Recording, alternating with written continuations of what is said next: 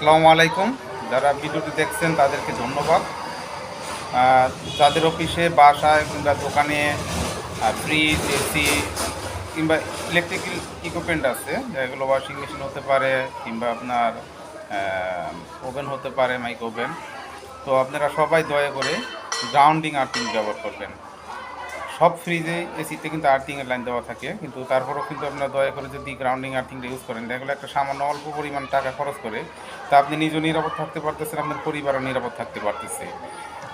দেখা গেল যে গ্রাউন্ডিং আর্থিং ফেল হলে, মানে ফেল তো হবেই না, যদিও ফেল হয়ে যায় তবে আপনার ওভারলোডটা কেটে যাবে কিংবা সার্কিট ব্রেকারটা পড়ে যাবে।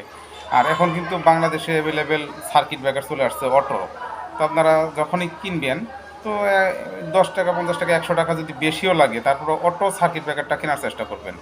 অটো সার্কিট ব্রেকারের মানে হলে কি, সামান্য একটু পরিমাণ আসলেই ব্রেকারটা ডাউন হয়ে যাবে, তো আপনি সেফ থাকতে পারবেন।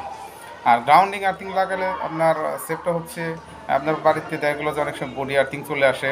তো বডি আর্থিংয়ের মধ্যে দেখা গেলো যে টেস্টটা শুরু করলে তখন দেখা যায় বাতি জ্বলছে, ধরলে শর্ট করে, কিংবা অনেক সময় কম প্রেশার বডি শর্ট হয়ে যায়, কিংবা ডোর সুইচ শর্ট হয়ে যায়, হোল্ডার শর্ট হয়ে যায়, বাতি শর্ট হয়ে যায়। তো ওই সময় দেখা গেলো যে আপনার বডি শর্ট হয়ে যাচ্ছে, বডির মধ্যে বিদ্যুৎ চলে আসছে। তো আপনি ধরলে অ্যাক্সিডেন্ট হতে পারে, মারা যেতে পারেন, কিংবা আপনি অনেক বড় ক্ষতি হতে পারে।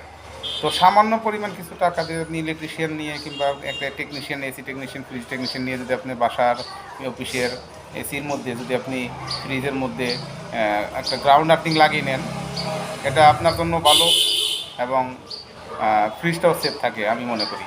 তো ধন্যবাদ সবাইকে। আসসালামু আলাইকুম।